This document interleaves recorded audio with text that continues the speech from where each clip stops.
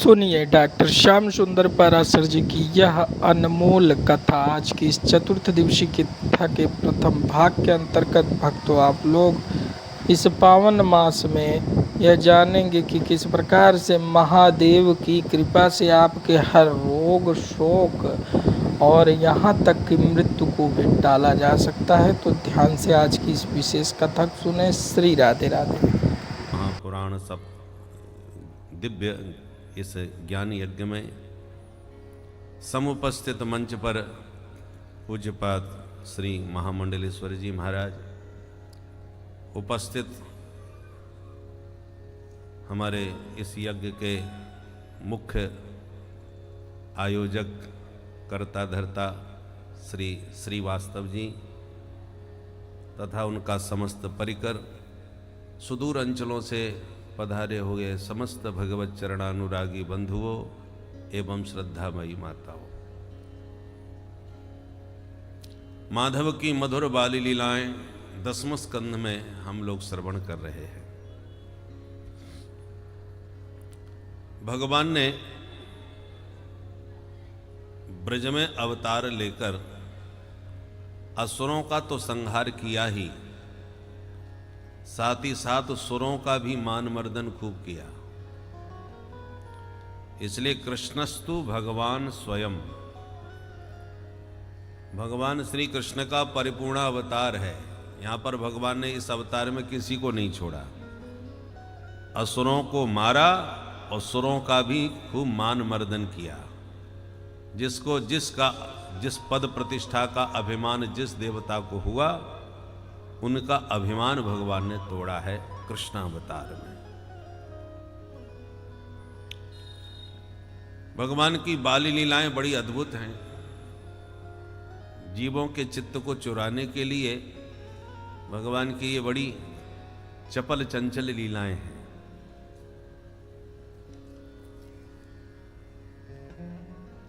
एक बार वसुदेव जी गर्गाचार्य जी से बोले, महाराज आप हमारे पुरोहित हो, यजमान का हित चिंतन आगे आगे सोचता हुआ जो चले उसका नाम है पुरोहित। पुरोहितों की बड़ी महिमा हुआ करती थी इस देश में।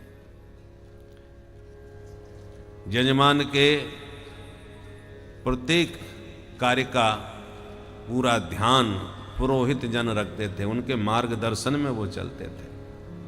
इतना उनको अधिकार था कि पुरोहित जी चाहें तो अपने यजमान के किसी भी बेटी या बेटा का विवाह कहीं भी पक्का करके आ सकते हैं। आकर के सीधा आदेश देते थे कि हमने तुम्हारी बिटिया का संबंध वहां अमुक परिवार में कर दिया है। तो पुरोहित जी से यजमान की हिम्मत नहीं पड़ती थी कि आपने हमसे पूछे बिना ऐसे कैसे कर दिया। भाई आजकल तो पुरोहितों की छोड़ दो, मैया बाप को भी ये अधिकार नहीं रहा। हमारी जिंदगी का निर्णय लेने वाले आप कौन? बोलो जय श्री राधे। जय श्री राधे।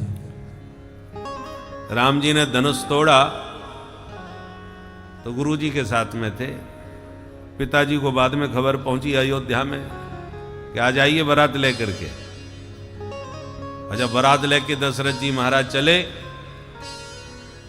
और बारातियों में जब भरत शत्रुघ्न लाल जी का दर्शन किया तो तुरंत जनक जी के पुरोहित सतानंद जी वशिष्ठ जी को बुलवाए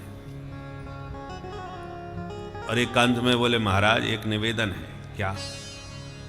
बोले आपके यजमान के 4 राजकुमार हैं और हमारे यजमान के भी 4 राजकुमारियां हैं। आप यदि आज्ञा दो तो बहुत बढ़िया जोड़ा बन जाएगा महाराज। 4 दूल्हा 4 दुल्हन, हर मामले में समान है, समसमधी है। बोलो क्या विचार है? वशिष्ठ जी सोच करके सुन करके बड़े गदगद हो गए। भाई बहुत बढ़िया विचार है तुम्हारा, तो कह दो यजमान से। तुरंत बुलाया दशरथ जी को, सुनो हमने ऐसा फैसला किया है, 4 बच्चों को दूल्हा बनाओ, एक साथ सबका विवाह होगा एक ही मंडप में। उधर सदानंद जी ने भी कह दिया जनक जी से, 4 राजकुमारियों को दुल्हन बनाओ। बस पुरोहितों ने फैसला किया यजमानों ने बिल्कुल श्रद्धा के साथ बिना कुछ नानुच किए तुरंत स्वीकार किया, जो गुरुदेव की आज्ञा, जो महाराज जी का निर्णय। इतना अधिकार था। तो यदुवंश के पुरोहित थे गर्गाचार्य जी महाराज। अब यहां दोनों ही की बातें हैं, पुरोहितों का विवेक और यजमान की श्रद्धा समर्पण। जब तक श्रद्धा समर्पण नहीं होगा, किसी के फैसले को आप इतनी सहजता से स्वीकार नहीं कर सकते। दोनों की विशेषता है। तो वसुदेव जी गुप्त रूप से गर्गाचार्य जी से मिले और बोले, महाराज आप तो सब कुछ जानो, मैंने अपने 2 लाला नंद भवन में मित्र के घर छोड़ रखे, काउगे पतो ना चलना चाहिए, आप चुप ही जाओ और मेरे छोरन को नामकरण करके आ जाओ। मेरी हार्दिक इच्छा है कि मेरे छोरन को संस्कार तो हमारे पुरोहित जी के द्वारा ही होना चाहिए, पर यह बात प्रकट नहीं है, गुप्त है, इसलिए काउगे पतो ना चलना चाहिए, आप चुप ही जाके घरे आओ। गर्गाचार्य जी बोले बिल्कुल, और तुरंत गर्गाचार्य जी ब्रजम जगाम नंदस्य वसुदेव प्रचोदिता, वसुदेव जी से प्रेरित होकर के नंद भवन में गर्गाचार्य जी गोकुल आ गए। नंद बाबा ने स्वागत कियो, अहो भाग्य हमारे, आप जैसे आचार्य पधारे।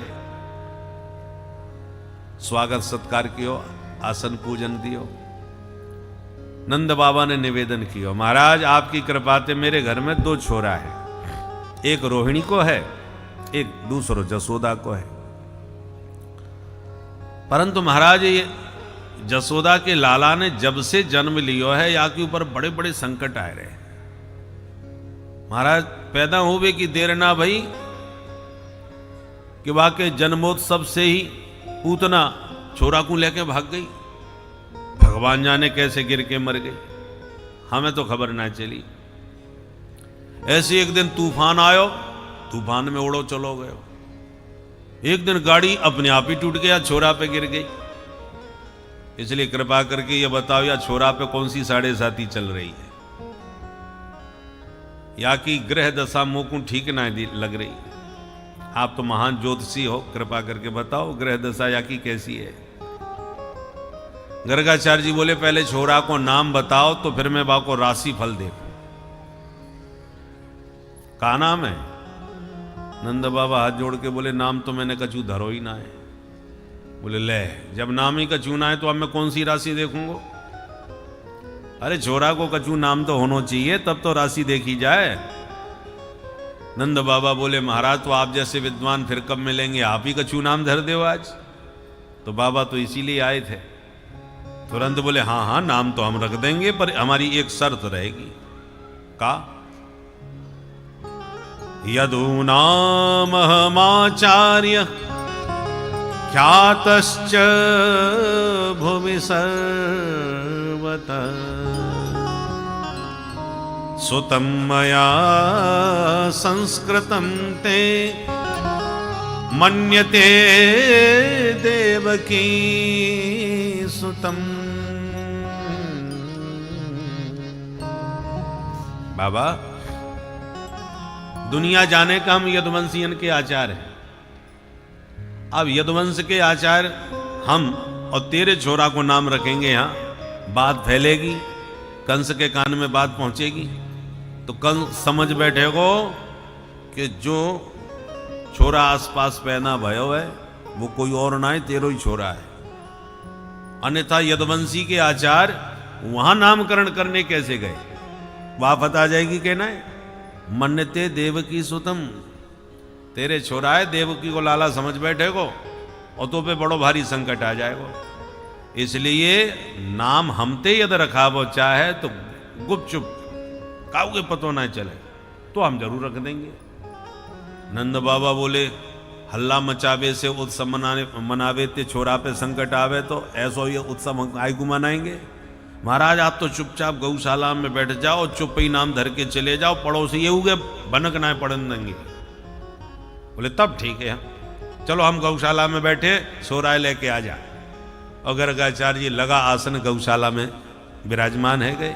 नंद बाबा ने भीतर खबर करी, मेहर भाग्य खुल गए अपने, बड़े भारी विद्वान आचार्य गर्गाचार्य जी आए हैं, आज हम उनसे अपने छोरन को नाम रखवाएंगे, परंतु खबरदार काहुए पतो ना चलना चाहिए, चुप ही तुम दोनों आ जाओ। यशोदा मैया बोली हाँ ठीक है महाराज, आप चलो हम आ रही हैं। दोनों माताओं ने अपने अपने छोरन को बड़ो सुंदर श्रृंगार किया और गोद में लेके चल पड़ी। चलते चलते रोहिणी बोली, बहन जसोदा या पंडित को मैंने बहुत नाम सुन रहा है भाई, जा जैसो विद्वान आचार्य कोई ना है पूरे मथुरा में। जसोदा मैया बोली, बहन यदि ऐसी बात है तो या पंडित की मैं कछु परीक्षा लेके देखूंगा आज, कि दोनों भारी पंडित है। बोले बहन तू कैसे परीक्षा लेगी? बोले एक काम करो, मेरे छोरा है तू ले ले, तेरे छोरा है मैं ले लूं, पक्को पंडित होएगा तो बता देगा कौन को लाला कौन सो है, और ना बता पायो तो अपने आप ही बात समझ में आएगी, बाबा ऐसो ही खड़िया पंटन है। हाँ ये ठीक बात है। तो दोनों माताओं ने मंत्रणा करके अदला बदली छोरन की कर ली। माताएं परीक्षा लेवे लग जाएं तो बड़े बड़े पंडितन को फेल कर दे महाराज 2 मिनट में। शादी विवाह में आप देखो, अरे महाराज जी आपने ये तो किया ही ना, कैसे पंडित हो, बात बात में टोक गए। तो महाराज दोनों माताएं अदला बदली करके पहुंच गई गौशाला में। महाराज जी दंडवत।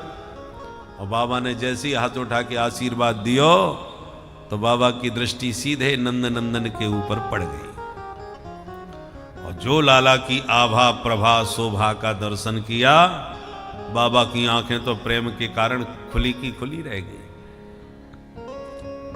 निर्निमेष नयनों से निरंतर निहारते ही रह गए, पलक झपकना भूल गए और एक दृष्टि में पहचान गए, ये तो साक्षात निर्गुण निराकार निरीह निर्विशेष निरुपाधिक परब्रह्म परमात्मा ही सगुण साकार स्वरूपवान होकर मेरे सन्मुख समुपस्थित हुआ है। भगवान के उस दिव्य स्वरूप को पहचान कर प्रेमाधिक्य में गर्गाचार्य जी की प्रेम समाधि लग गई। सुध बुध खो बैठे, अपलक निहारते रह गए, और ध्याता ध्यान ध्येय तीनों एक हो गए। त्रिपुटी लग गई बाबा की। अब मैया हाथ जोड़ के सामने बैठी बैठी सोच रही है, महाराज बड़े ध्यान से छोराए देख रहे, मालूम पड़े बा को भविष्य पढ़ रहे होंगे, बा के माथे की रेखा देख रहे होंगे, देखने के बाद ही तो कछु बताएंगे। सो मैया चुपचाप हाथ जोड़ के बैठी रही। मैया बैठे बैठे 1 घंटा बीत गए और 2 घंटा बीत गए, बाबा तो कछु बोले ही ना है। तो मैया धीरे से बोली, महाराज मुझे घर के और काम निपटाने, आपने कछु विचार कर लिए हो तो बता दो छोरा को कछु नाम, अब बाबा हो तो बताएं, बाबा तो गए समाधि में। मैया बार बार रोहिणी की तरफ इशारा करे, बहना देख तो सही है, बाबा कछु बोले ही ना है, हिले डोले ही ना है।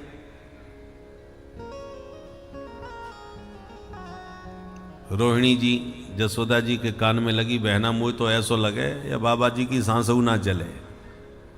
अब मैया घबराई, हे भगवान, तो या बाबा जी ये मेरो ही घर मिलो कलंक लगावे के ताई, अच्छे भले बैठे ठाड़े, या बाबा जी अचानक का है गयो, भगवान जाने कैसी कैसी बीमारी चल गई है।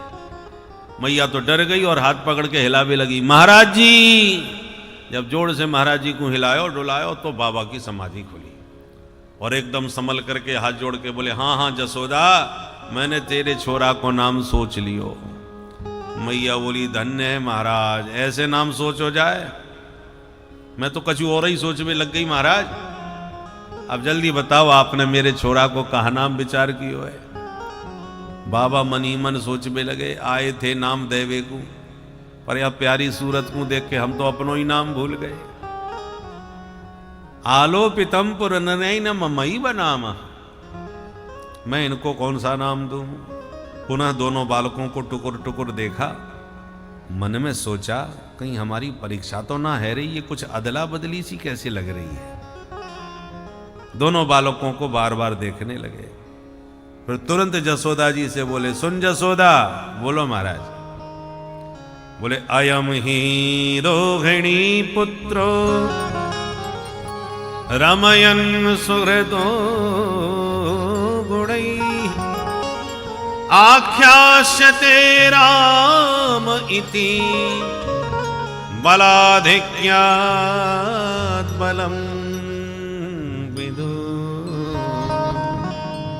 बलाधिक्यात् बलम विदु।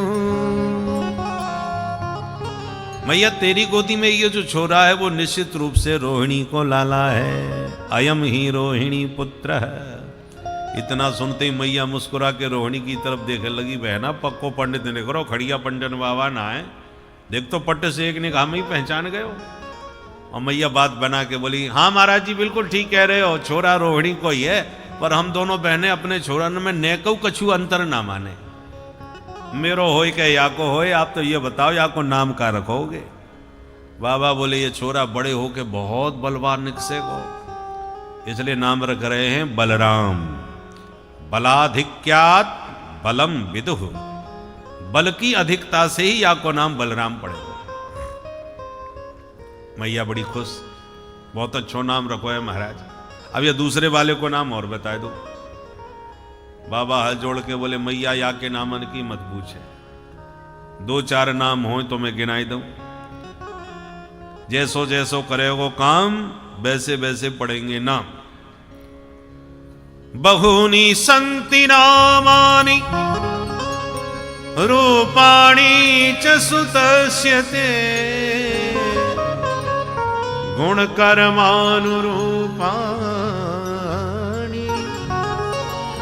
तान्यहं वेदनो जना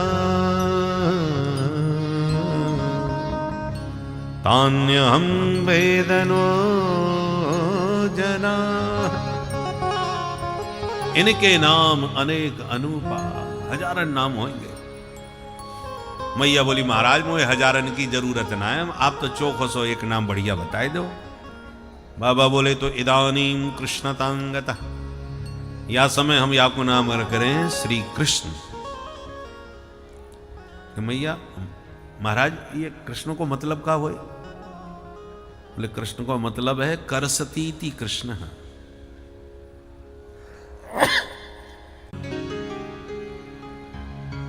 बोलो राधे राधे राधे राधे।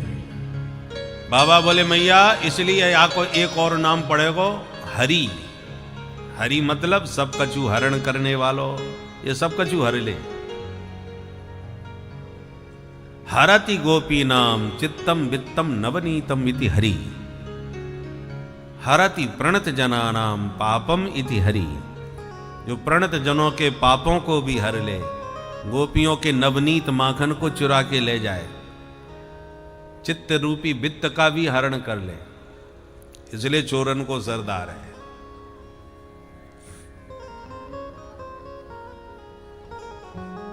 देखो पहले तो छोटे मोटे चोर होते हैं और जो सरदार हो जाते हैं वो पे चोरी नहीं करते, दूसरों से करवाते हैं।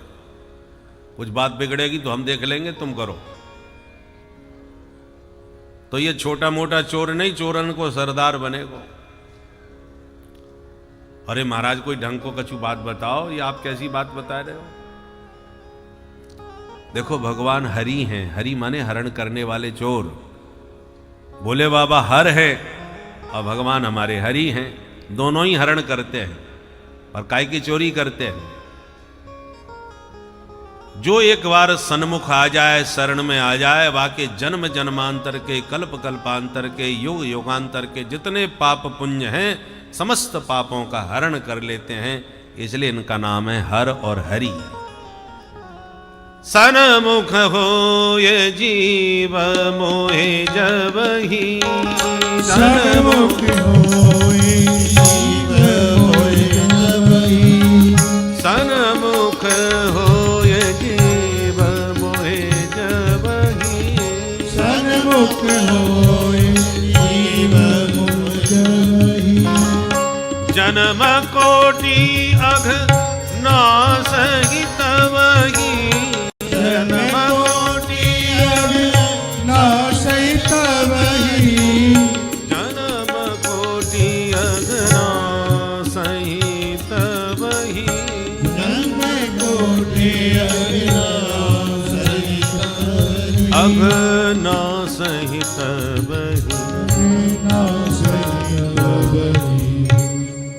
एक बार जो प्रभु के सन्मुख आ जाता है उसके जन्म जन्मांतर के पापों का हरण कर लेते हैं, अपहरण कर लेते हैं, इसलिए इनका नाम है हरि। महाराज और कछु बताओ। और बाबा को ध्यान नहीं रहा हम कहां बैठे हैं, अचानक मुंह से निकल गई है तो वसुदेव को बात पूरी नहीं हो पाई, तब तक भगवान ने इशारा कर दिया, हे बाबा अभी से तुम पोल पट्टी खोलवे चले आए, मैया परेशान है जाएगी। बाबा ने तुरंत भाषा बदल दी।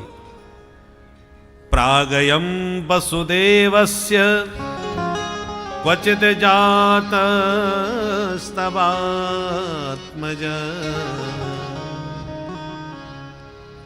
मैया एक काउ जन्म में वसुदेव को छोरा भयो होएगो, इसलिए या को नाम वासुदेव कृष्ण भी पड़े हो। मैया बोली मेरो लाला वसुदेव को छोरा? बोले नाना या समय तो तेरो ही है, पर हम छोटे मोटे ज्योतिषी ना है, हम आगे पीछे के जन्मन की बातन को बता सकें। पिछले जन्म में ये निश्चित वसुदेव को लाला भयो होएगो, इसलिए या को नाम वासुदेव भी पड़ेगो। मैया बोली महाराज आगे पीछे के जन्मन की बातें मत करो, तुम आज की बताओ। बोले या समय तो तेरो ही लाला है। मैया बोली बस बस, हम वो ज्यादा भविष्यवाणी आपसे सुननी ही ना है। पहले चोर बता दियो, अब वसुदेव को छोरा बता दियो, आगे न जाने कहा का बताओगे, मैं तो सोच सोच के बाबरी रह जाऊंगी। आप तो आशीर्वाद दो महाराज, बुढ़ापे की संतानें बस सुखी रहे। और बाबा को आशीर्वाद दिलवाए करके मैया तो लाला लेके भीतर आ गई, और भीतर आके बोली बहन रोहिणी कछु है जाए, बाबा जी विद्वान तो बहुत निकले, देख तो पट से एक निगाह में देखते ही पहचान गए कौन को लाला कौन सो है, पर नाम कछु टेढ़े मेढ़े से धर दिए। अब तू बता बहन, मैं ज्यादा पढ़ी लिखी हूं ना, कृष्ण कहवे में मेरी तो जीभ ही लपेटा खा जाएगी। तो मैंने तो दो नाम सोच लिए, बाबा जी ने नाम रख दिए कृष्ण बलराम, और मैंने नाम रख दिए कनुआ और बलुआ। सीधो सो नाम बोलबे में आराम। छोरा को चाहे कछु नाम धर लो, पर मैया लाड़ प्यार को एक नाम अलग से कछु न कछु अवश्य रख दे। चिंकू पिंकू टिंकू रिंकू कुछ भी रख ले, माताओं का लाड़ प्यार का नाम अलग ही होता है। प्यार का नाम अलग होना चाहिए और प्रसिद्ध नाम अलग होना चाहिए।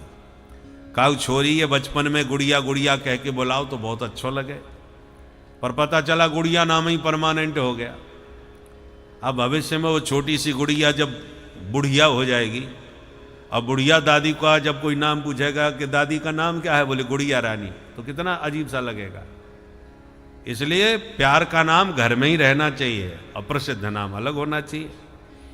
इसलिए मैया ने कृष्ण की जगह पर प्यार से कनुआ, कन्हैया, कान्हा, ये मैया के लाड़ प्यार के घर के नाम है। अब दोनों कनुआ बलुआ घुटनों के बल धीरे धीरे चलना फिरना प्रारंभ करने लगे।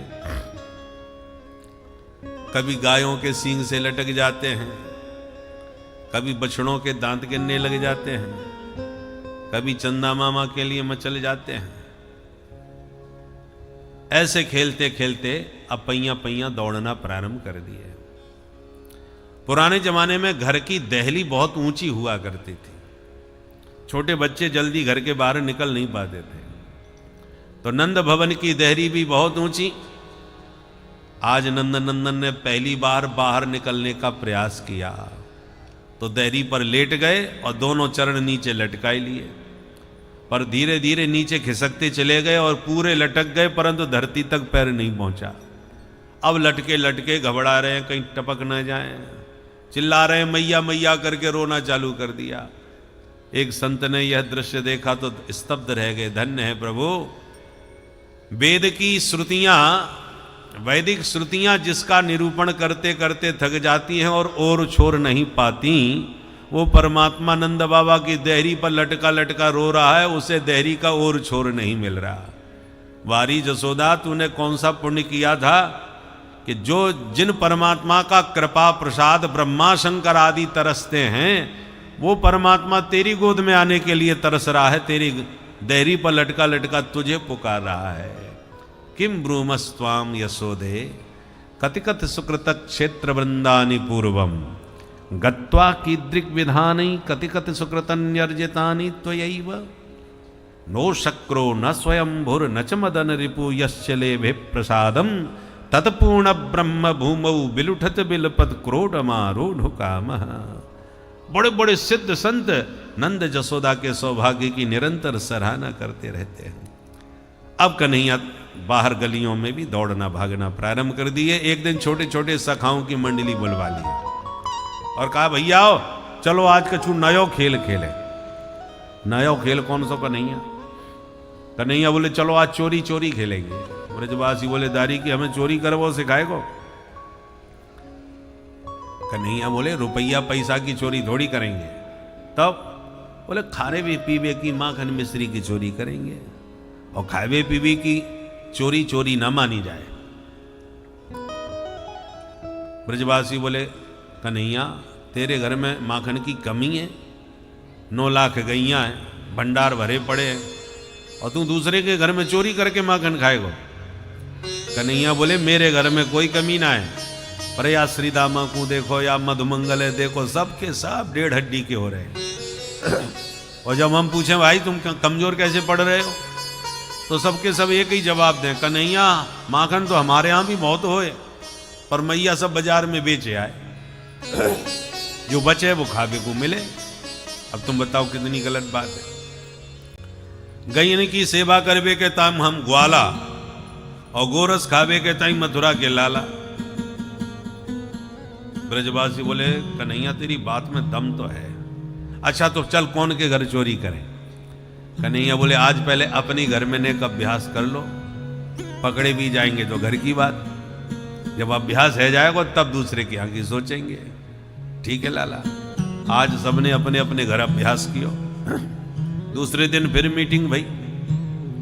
कन्हैया ने सबन को बुला के पूछो बताओ कौन है कहा कियो, तो सब अपनी अपनी कहानी सुनावे लगे। कछु सफल भय कछु विफल भय, कछु पकड़े भी गए तो कछु पिटके भी आए। तो जो पिट के पहुंचे वो कान पकड़ के बोले कन्हैया हमने तो कान पकड़ लिए भाई, आज के बाद चोरी कबू ना करनी। क्यों? अरे मैया ने पकड़ के जो पिटाई करी है हमें तो नानी याद आ गई। ठीक बात ना है। कन्हैया बोले दारी की हो पहली बार चोरी करी और पिट के चले आए, चलो मेरे साथ मैं सिखाऊं कैसे चोरी करी जाए। ब्रजवासी बोले लाला तो एक काम कर, तू हमारो सरदार, हम तेरी मंडली, तू जो कहेगो वही करेंगे, तू जैसे जहां ले जाएगा वहां चलेंगे।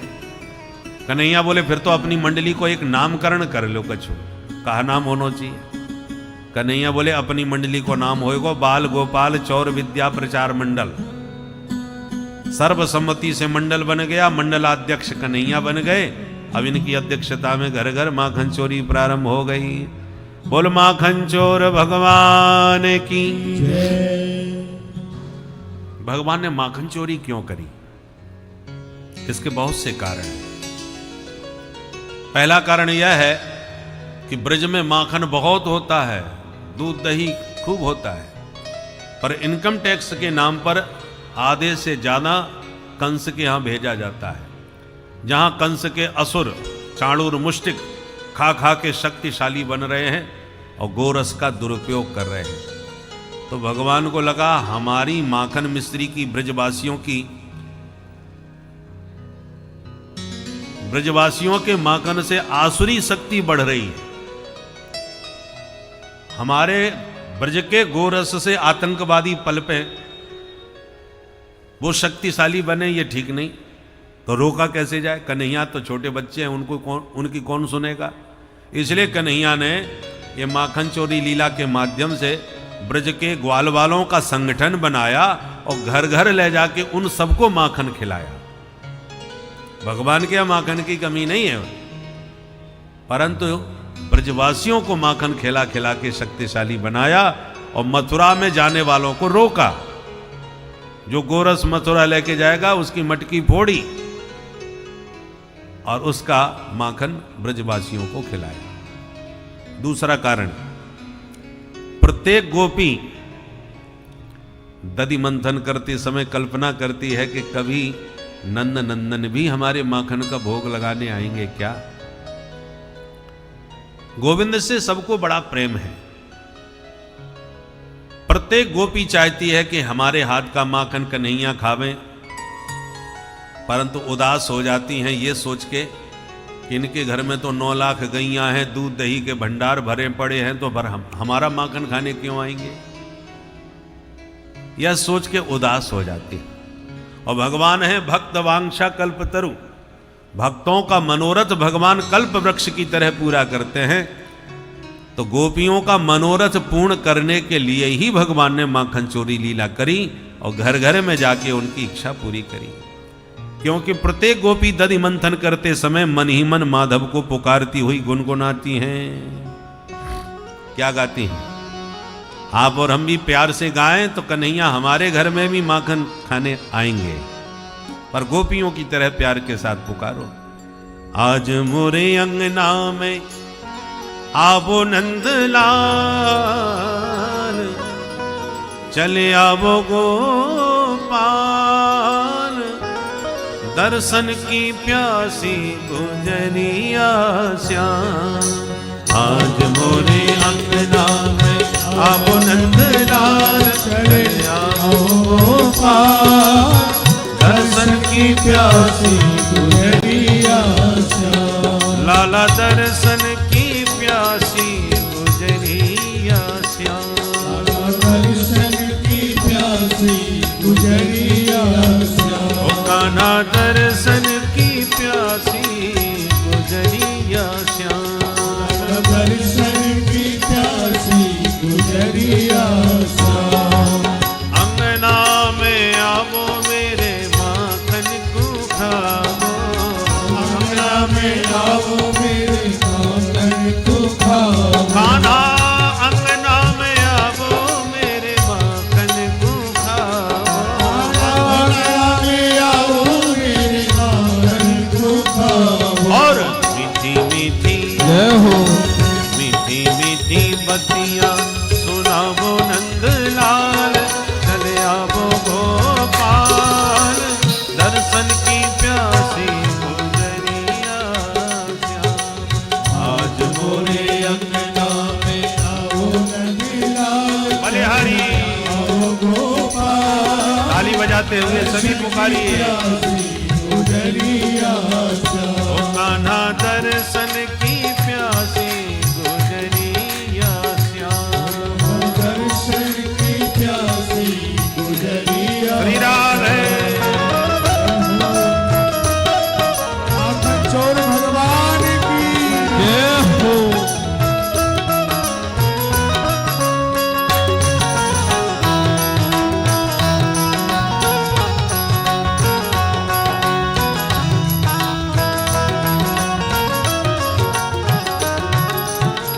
रैन नहीं सोवे उठी भोर ही बिलोवे दधी। नहीं सोवे उठे भोरी दिनों में। कान्हा रैन नहीं सोवे उठी भोर ही बिलोवे दधी। मेरे नहीं सोवे उठे भोरी दिनों में। गावे जय हो हरे गावे और ध्यावे तो ही कुनंदलाल, तो ही कुनंदलाल, दर्शन की प्यासी गुजरिया श्याम। मोरे अंगना में आओ नंदलाल, आओ गोपाल, दर्शन की प्यासी गुजरिया श्याम। ओ लाला दर्शन की प्यासी गुजरिया श्याम। दर्शन की प्यासी गुजरिया जय हो।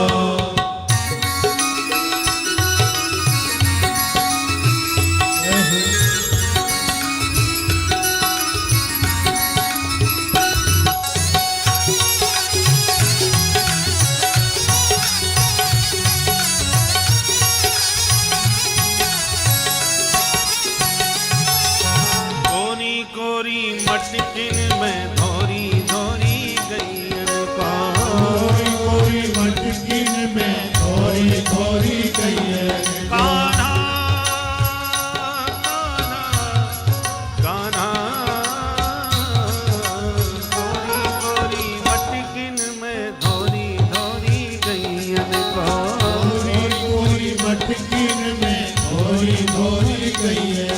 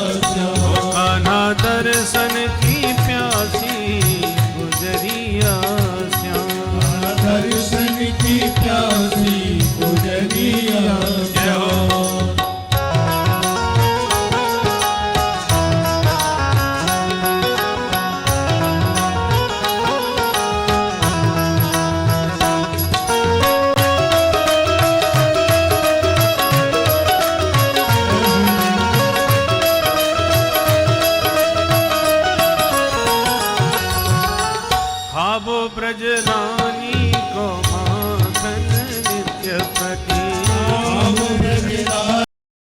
महादेव जिन्हें कालों के काल महाकाल कहा जाता है, जिस प्रकार से मार्कंडेय ऋषि को महादेव ने बचाया और उन्हें आज तक अमरत्व प्रदान किया, यह उनके महामृत्युंजय मंत्र का जाप था कि इतिहास समाज सृष्टि में पहली बार कोई एक मंत्र जिसकी कृपा से कोई व्यक्ति मृत्यु से बच जाए, ऐसी कृपा महादेव की है। भक्तों, स्त्री राधे राधे।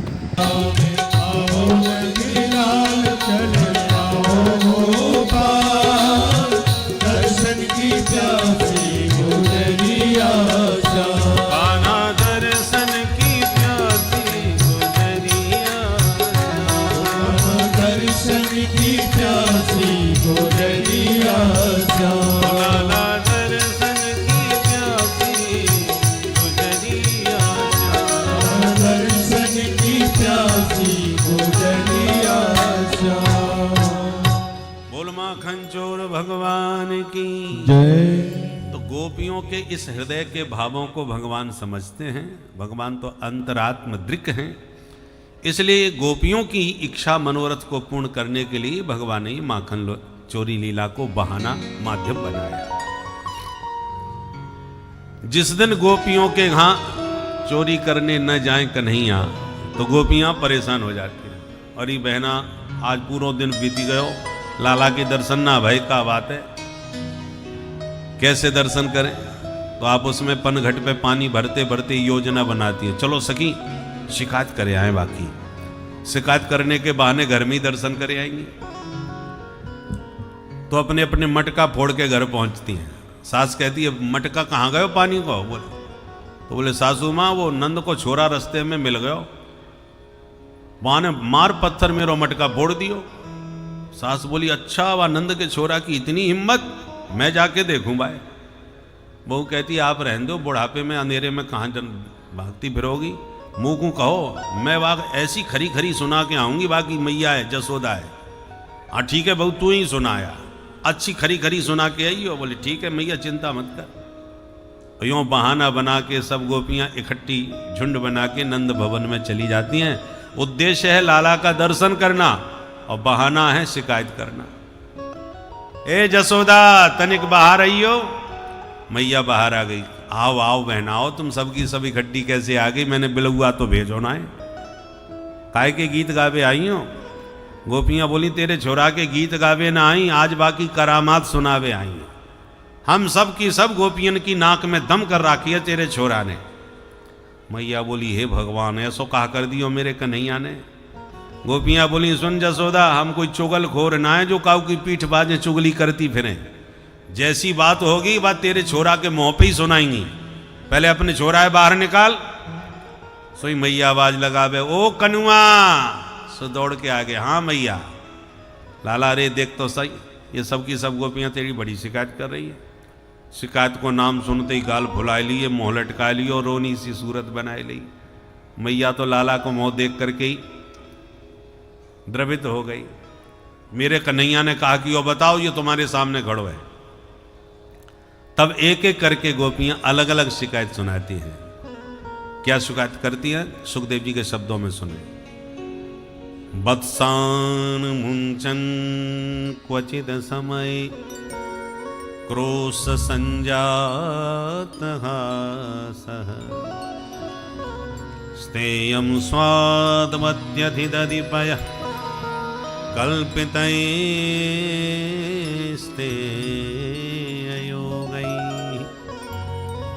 मर्कान् भोक्षन् विभजति सचेत नाति भाण्डं भिनत्ति द्रव्यालाभे सगृह कुपितो यात्मपक्रोश्यतो।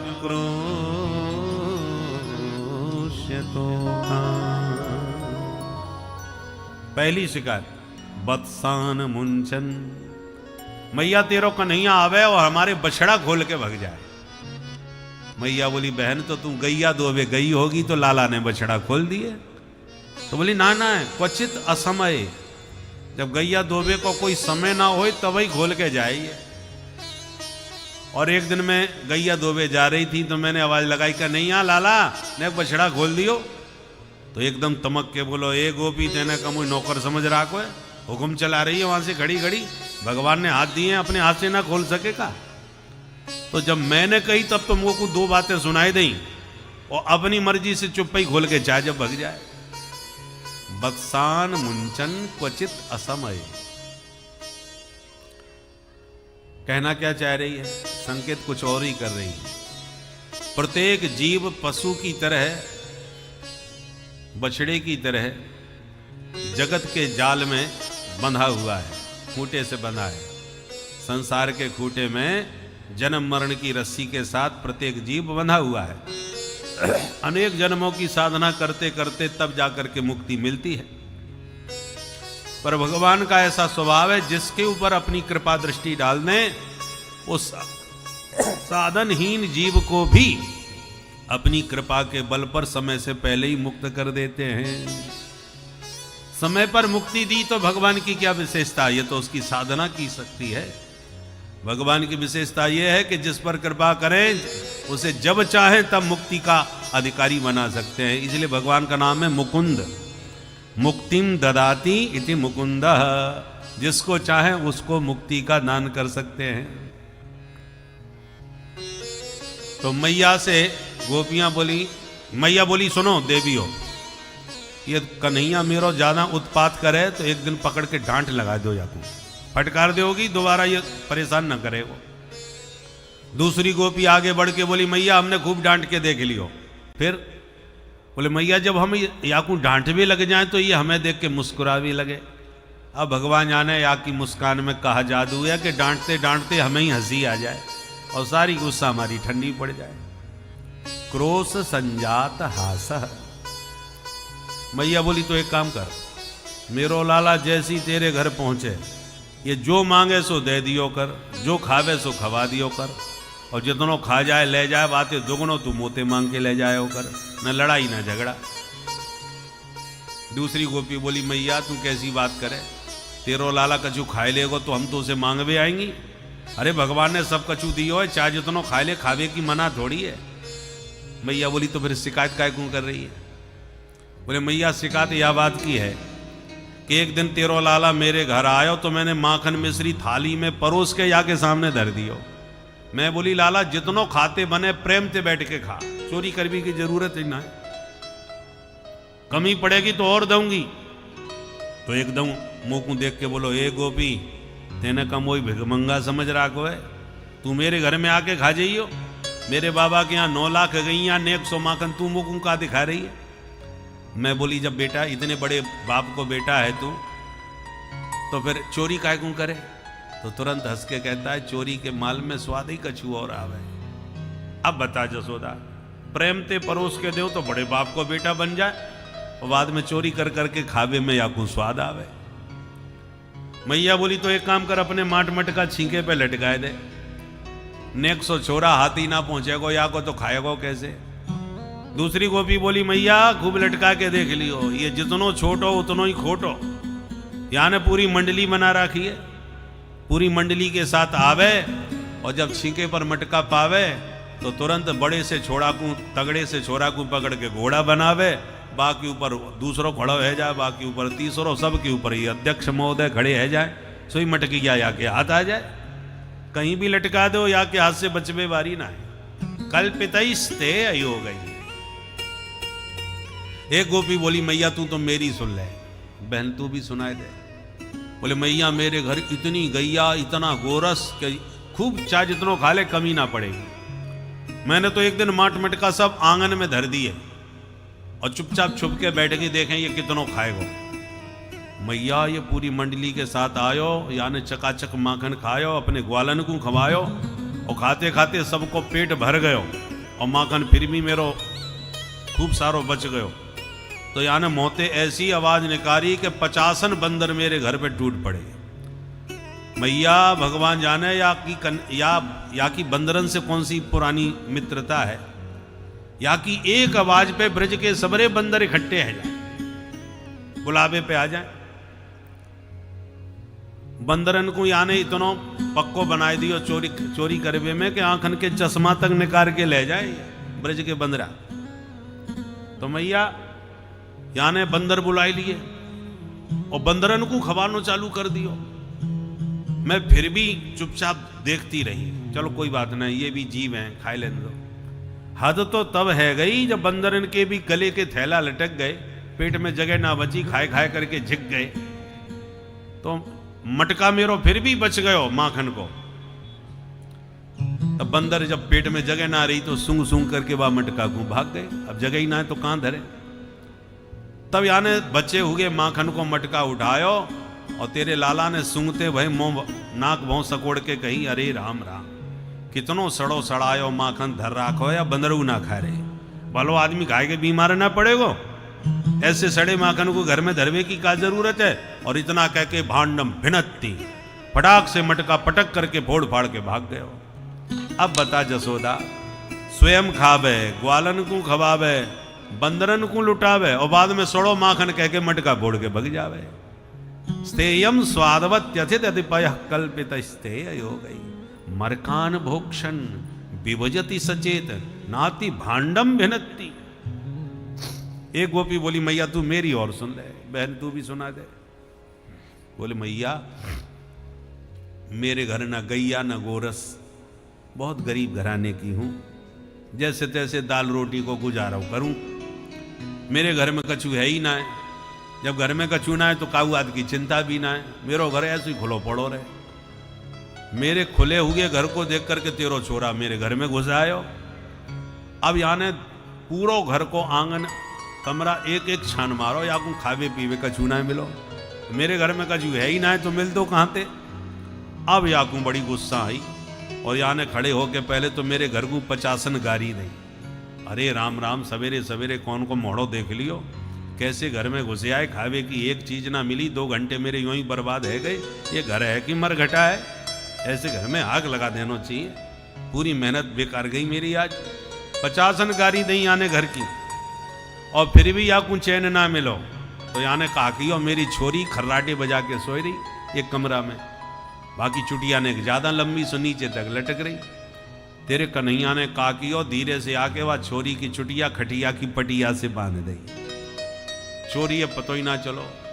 और जब खटिया की पटिया से चुटिया बांध दी तब आके कान में आके बोलो हवा, और यों कह के ये तो भाग गयो। हवा सुन करके छोरी मेरी जग गई, घबरा गई और जैसी डर के मारे खड़ी वही सुबह की चुटिया तन गई। वहां ने समझी का हवा ने सचमुच पकड़ ली। अब छोरी चिल्लावे, मैया बचइयो, हवा ने पकड़ लियो, हवा ने पकड़ लियो। मैं घबरा गई, कौन हवा घुसायो भाई। तब तक मैंने तेरो छोरा भागते भय देख लियो। मैं समझ गई या कारे कनुआ की कछु करतूत है। मैं दौड़ के बाद छोरी के पास गई, तब मैंने बाकी चुटिया खटिया से खोली और मैं बात से बोली, अरे लाली कोई हुआ ना है, ये नंद के छोरा ने तेरी चुटिया खटिया की पटिया से बांध रखी है। तब बा बेचारी की जान में जान आई। अब तू बता जसोदा, जाके घर में माखन है वो तो परेशान है ही है, जाके घर में कछु ना है वो भी परेशान है तेरे छोरा थे। और सुन सुन के मैया मन में तो मुस्कुराती है, ऊपर से लाला को आंख दिखाती है। चौरे कन्हैया ऐसे कारनामे तेरे। और जैसी मैया आंख तान करके देखती है तो कन्हैया रोनी सी सूरत बना के मुंह लटका करके बैठ खड़े हो जाते हैं। मैया को दया आ जाती है कि सबकी सब हाथ धो के पीछे पड़ी हैं, अब मैं भी डांटूंगी तो छोरा मेरो घबरा जाएगा। तो मैया फिर गोपियन की तरफ देखने लगी, अच्छा और बताओ यानी कहा कियो। और जैसी मैया का ध्यान पूरा गोपियों पर चला जाता है तो मैया की ओट में खड़े होकर के कन्हैया गोपियों को इशारा करते हैं आंखों से, कर लो मेरी शिकायत, तुम सबन की एक एक करके खबर ना नहीं तो मेरो नाम नंद को लाला ना है। ऐसे करके गोपियों को छेड़ते हैं, आंखों से डांटते हैं। और जब गोपियां कहती हैं देख मैया याकू, और मैया देखने लगे तो मुंह लटका के फिर रोनी सी सूरत बना ले। गोपियां कन्हैया की यही नटखट चपलता निहारने के लिए कुछ सच्ची होती हैं और कुछ झूठी ही शिकायत करने लग जाती हैं। और आप उसमें कहती हैं बहन जितनी देर शिकायत करेंगी उतनी देर तक इस भोली सूरत के दर्शन मिलेंगे। और 50 शिकायतें करती रहती है। मैया भी समझ जाती है। अंत में मैया अपने लाला को पक्ष लेके खड़ी है जाए, सुनो बहनाओ, बहुत सुन ली मैंने अपने लाला की शिकायत। मेरो लाला यदि इतनो नटखट है, इतनो चोर है, तो काउदना पकड़ के दिखाओ, नहीं तो फालतू में मेरे छोरा की बदनामी मत करो। गोपियां बोली, अरे जसोदा, तेने अपने छोरा बहुत बिगाड़ लियो। नेक सी उम्र में इतनो उत्पाती है गयो, आगे चल के तो और भगवान जाने ये कहा करेगो। अपने छोरा है संभाल के रख, नहीं बहुत बिगड़ गयो नेक सी उम्र में। ये हाल है या के? अब गोपियां हृदय में मन में मुस्कुराती हैं और ऊपर से आंख दिखा दिखा के मैया को शिकायत सुनाती हैं और शिकायत करती हुई गाती हैं। हमारे बुंदेलखंड में कुछ बुंदेली शब्दों के इस भजन में प्रयोग हैं, पर भाव बड़े सुंदर हैं। गोपियां शिकायत कर रही हैं मैया से, क्या? अरे मनमोहन बिगड़ गए बारे ते। अरे जसोदा, तेरो कन्हैया छोटी उम्र में ही बिगड़ गए। अरे मनमोहन बिगड़ गए बारे ते, मनमोहन बिगड़ गए बारे ते, मनमोहन बिगड़ गए बारे थे, मनमोहन बिगड़ गए बारे थे। ओ मैया जसोदा तेरे दुलारे थे, मनमोहन बिगड़ गए बारे थे। यशोदा तेरे दुलारे थे, मनमोहन बिगड़ गए बारे थे। मनमोहन बिगड़ गए बारे थे, मनमोहन बिगड़ गए। कैसे बिगड़ गए? थोड़े दूध दही के लाने, थोड़े दूध दही के लाने। तुम ब्रज के राजा हो, लाखों गैया तुम्हारे घर में है, दूध दही के भंडार पड़े हैं, और छोरा के कारनामे देखो। थोड़े दूध दही के लाने, थोड़े दूध दही के लाने। ये तो घर घर फिरत सकारे थे, ये तो घर घर फिरत सकारे थे। मनमोहन बिगड़ गए बारे थे। उनको घर घर फिरत सकारे थे, मनमोहन जय हो। बिगड़ गए बारे थे।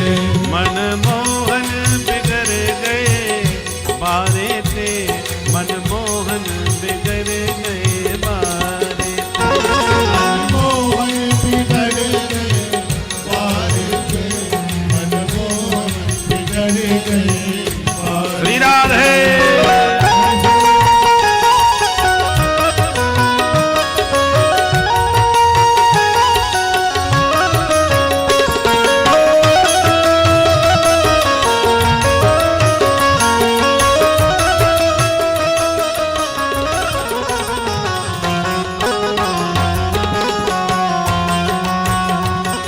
और सुन जसोदा, मैं दधी बेचन जात वृंदावन,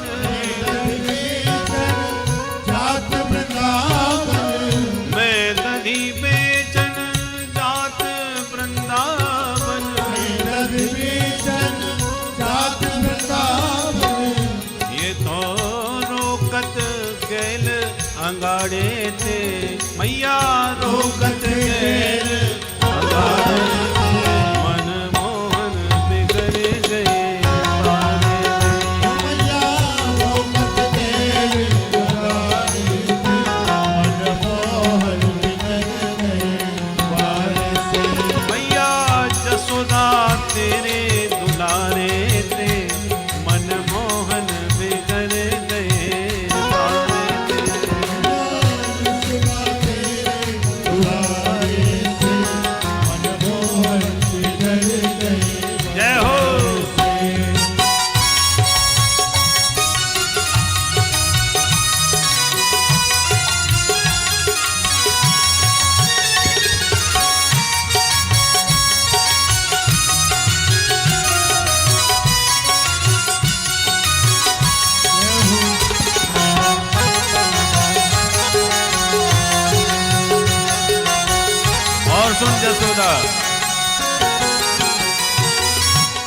मटकी फोरी मेरी मैया मरोरी, फोरी मेरी भैया मरोरी, मटकी फोरी मेरी मैया मरोरी, मटकी फोरी मेरी भैया मरोरी, मैया मरोरी मेरी भैया मरोरी, भैया मरोरी मेरी भैया मरोरी, मैया मरोरी मेरी भैया मरोरी, भैया मरोरी मेरी भैया मरोरी, मटकी फोरी मेरी भैया मरोरी, मटकी फोरी मेरी भैया मरोरी, ओ याने चूनर फारी किनारे थे, याने चूनर भारी किनारे थे, मन मोहन बिगड़ गए बारे थे, चूनर भारी किनारे से मन मोहन बिगड़ गए बारे से, मैया जसोदा तेरे दुलारे थे, मन मोहन बिगड़ गए बारे थे, जसोदा तेरे दुलारे से मन मोहन बिगड़ गए बारे से, चंद्र सखी भज बाल कृष्ण छवि, सखी भज बाल कृष्ण छवि, मैया इतनी शिकायत सुन करके कान्हा पे नाराज हो गई और लाठी उठा करके हाथ पकड़ के बोली चोरे कन्हैया ऐसे काम करेगा तू।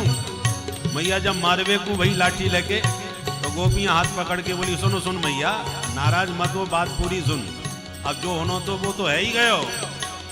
चंद्र सखी भज बाल कृष्ण छवि, सखी भज बाल कृष्ण छवि, ओ मैया अब का होत सुधारे थे, मैया अब का होत सुधारे थे, मन मोहन बिगड़ गए बारे थे, आपका होत सुधारे मनमोहन बिगड़ गए बारे से, मन मोहन बिगड़ गए बारे थे, मन मोहन बिगड़ गए बारे थे, मनमोहन बिगड़ गए बारे से, मनमोहन बिगड़ गए बारे से, ये तो घर घर फिरत सकारे थे, घर घर फिरत सतारे से, मेरी रोकत गैल अगाड़े थे, रोकत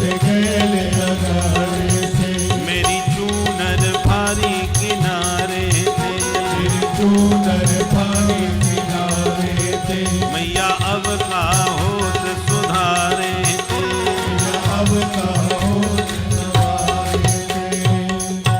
बोल माखन चोर भगवान की। जय। तो इस प्रकार से गोपियों को परमानंद प्रदान करने के लिए ही प्रभु की ये माखन चोरी लीला हुई। और यदि न जाए चोरी करने के लिए गोपियों का मनोरथ पूर्ण नहीं होता तो घर में ही पहुंच जाती हैं शिकायत करने के लिए, ताकि शिकायत के बहाने लाला के दर्शन मिल जाएं। ये अद्भुत प्रेम की स्थिति विचित्र ही होती है, प्रीति की रीत रंगीलो ही जाने। तो इस प्रकार से भगवान ने सोचा माखन बहुत खा लिया भाई, थोड़ा सा ब्रज रज का भी स्वाद चखना चाहिए, क्योंकि ब्रज की रज की बड़ी महिमा है। तो एक दिन कन्हैया ने क्या किया, खेलते खेलते ब्रह्मांड घाट पहुंच गए। एकदा क्रीडमानास्ते रामाद्या गोपदारका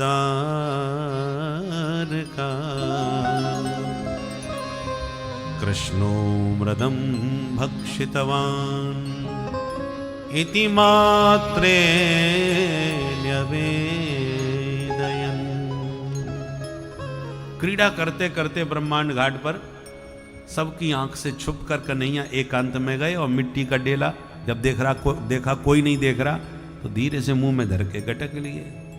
दूर से दाऊ दादा ने देख लिए तो दौड़ के आगे हाथ पकड़ लिए, चौरे कन्हैया तेरे मुंह में का है? कन्हैया मुंह बंद किए बोले दाऊ जी बोले अच्छा मोते झूठ बोलेगा तू, चल तेरी शिकायत करूं मैया ते।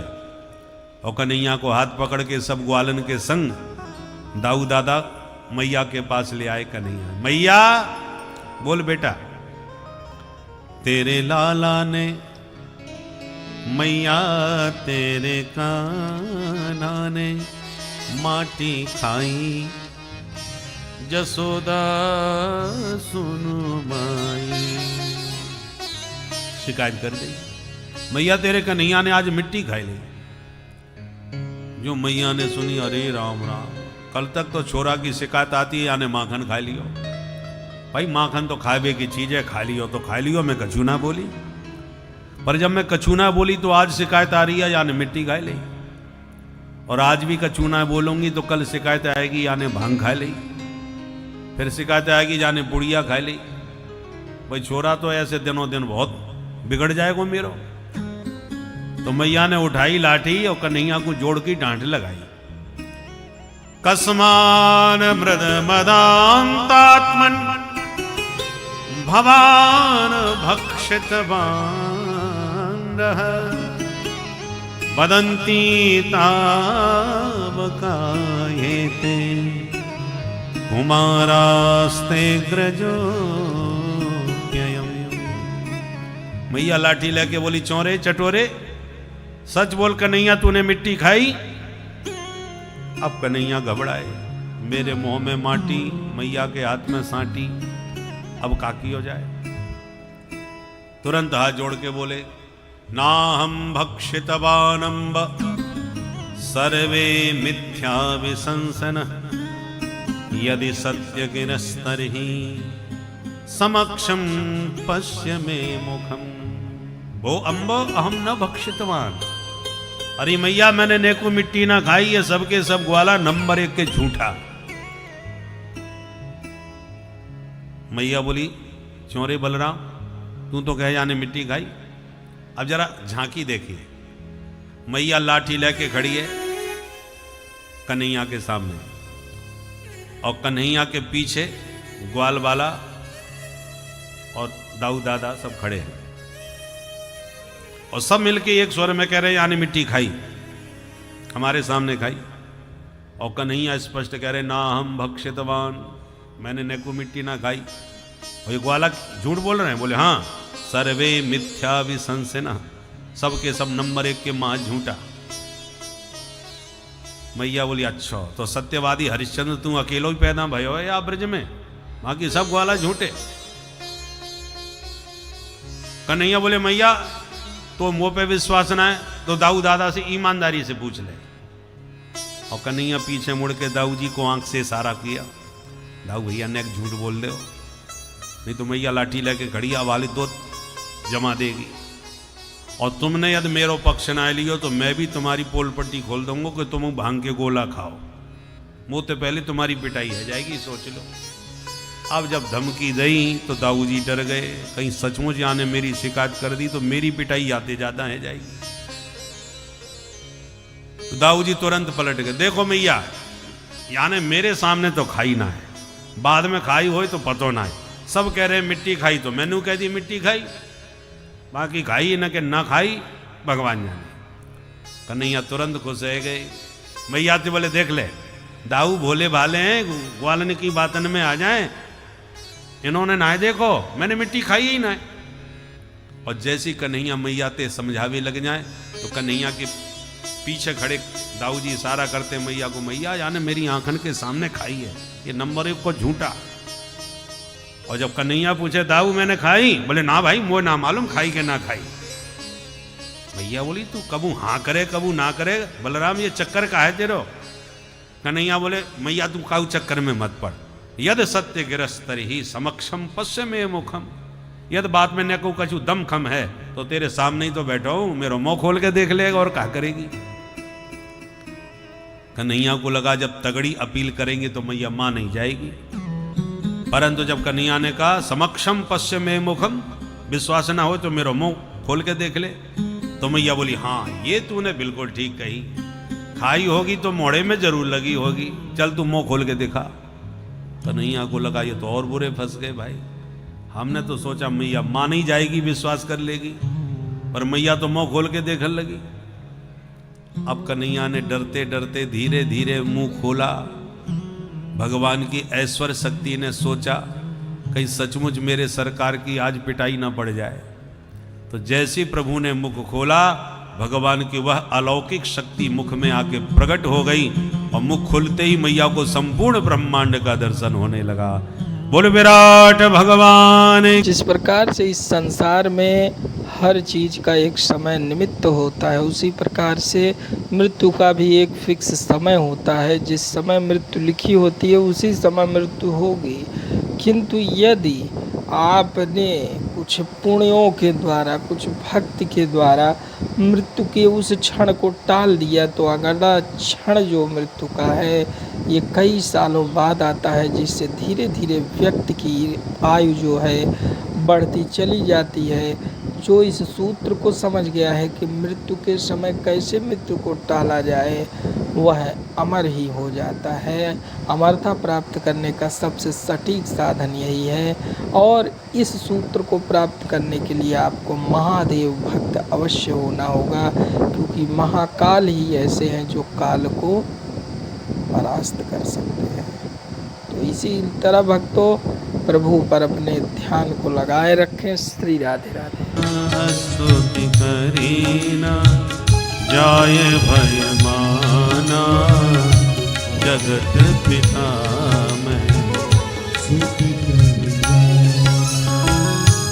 स्तुति करीना जाय भय माना, स्तुति करीना जाय भय माना, जगत पिता में सुत करी जाना, जगत पिता में सुत करी जाना। ये तो साक्षात जगत पिता जगन्नाथ जगदीश्वर हैं। ये जान करके तो मैया जैसी हाथ जोड़ के दंडवत कर बेकूं भाई, कन्हैया ने तो मुंह बंद किया, माया को विदा किया, लपक के मैया का हाथ पकड़े। अरे मैया कहा कर रही है, अब तू सांची सांची बता, मेरे मुंह में माटी है। अब मैया तो माटी की बात ही भूल गई। और एक कन्हैया तू माटी की बात करे, तेरे मोड़े में तो पूरा उत्तराखंड भरो पड़ो है। ऐसे नदी पहाड़ मैंने जीवन में ना देखे जो आज नेक से तेरे मोड़े में दिख गए। कन्हैया बड़ी जोर से ताली बजा के हंसने लगे। मैया तेरी बुढ़ापे की आंखें चकाचौंध खाई गई थी से, अब तो नेक से मेरे मोड़े में नदी पहाड़ दिखने लगे। मैया बोली बेटा मैं कैसे मानूं, मैंने अपनी आंखें से देखो है। कन्हैया हंस के बोले मैया तेरी आंखें चकाचौंध खा गई हैं, ने अच्छी तरह आंख साफ करके दोबारा ठीक से देख। अब मैया आंखें मीड़ करके साफ करने लगी और दोबारा देखा, तब तक भगवान ने सारी माया गायब कर दी। अब मैया को लाला के मुख में कुछ भी नजर नहीं आया। सोई मैया ने लाला को उठा के छाती से लगा लिया। हे भगवान, कन्हैया बेटा तूने बिल्कुल ठीक कही, बुढ़ापे में भगवान जाने कैसी कैसी बीमारी लग जाए। थोड़ी देर पहले सचमुच मुझको नदी पहाड़ दिख रहे थे, अब कछु ना दिखे। या को मतलब मेरी आंख खराब है गई। और मैया सारी भगवत्ता को भूल गई और लाला को तुरंत गोदी में उठा करके वही दिव्य प्रेम वात्सल्य बरसाने लगी। बोल नंद के लाला की जय। नंद और जसोदा पूर्व जन्म के द्रोण और धरा नाम के वसु थे। इन्होंने कठोर तपस्या करी। भगवान ने प्रकट होकर दर्शन दिए, वरदान मांगने को कहा। तो भगवान की सुंदर झांकी देख करके दोनों ने कहा सरकार हम तो आप इतने प्यारे लग रहे हो कि हमारा मन है कि आपको गोद में लेके खिलाए।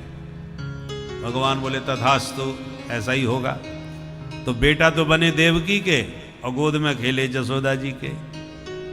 इसलिए भगवान उनका मनोरथ आज पूर्ण कर रहे हैं। अब आई दिवाली। एकदा गृहदासीसु यशोदानंद गेहिनी, कर्मांतर नियुक्तासु निर्ममंथ स्वयं दधि। यानि यानि गीतानि तद्बाल चरितानि च, दधि निर्मंथने काले स्मरन्ति तान्य गायत। स्मरन्ति तान्यगायत। एक समय की बात, दिवाली का दिन आया तो मैया ने घर के जितने भी नौकर चाकर दास दासी थे सबको इधर उधर की सफाई में लगाया और निर्ममंथ स्वयं दधी, लाला के लिए दधि मंथन स्वयं अपने हाथों से करने लगी। यशोदा मैया कोई भी काम कन्हैया का दास दासियों से नहीं कराती, अपने हाथ से करती है। जबकि नौकरों की कमी नहीं है, ब्रजरानी है, सैकड़ों दास दासियां हैं, पर उन दास दासियों से बाहर के काम करवाती है। लाला की सेवा स्वयं करती है। और यशोदा मैया जगत की माताओं को शिक्षा देती है, घर में कितना भी धन वैभव नौकर चाकर क्यों न हो, पर माताओं को अपने बच्चे की सेवा अपने ही हाथ से करनी चाहिए। आजकल जहां थोड़ा संपन्नता आई कि माताओं, आजकल तो माताओं को भी नौकरी करने जाना पड़ता है, तो बच्चों को प्राय आया के हवाले कर देती है, नौकरानी रख लेती है, उसको आया बोलते हैं, जो बच्चों को संभालती है।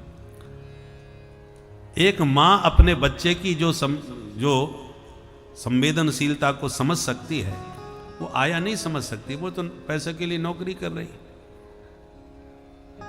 माताओं को बच्चा देखो बोल नहीं सकता, कोई भी समस्या आएगी वो रोएगा, माँ ही उसकी भावनाओं को समझ सकती है, क्योंकि माँ अपना हृदय उसे देती है, अपना स्तनपान कराती है। उसकी भावना को जो माँ समझ सकती है वो दूसरा नहीं समझ सकता। प्राय माताओं को फुर्सत नहीं मिलती तो अपने बोतल के सहारे छोड़ देती हैं, बोतल मुंह में लगा करके लेटा रहता है बेचारा। ऐसी आदत पड़ जाती है कि फिर बड़े होने तक वो बोतल छूटती ही नहीं है। बोलो राज।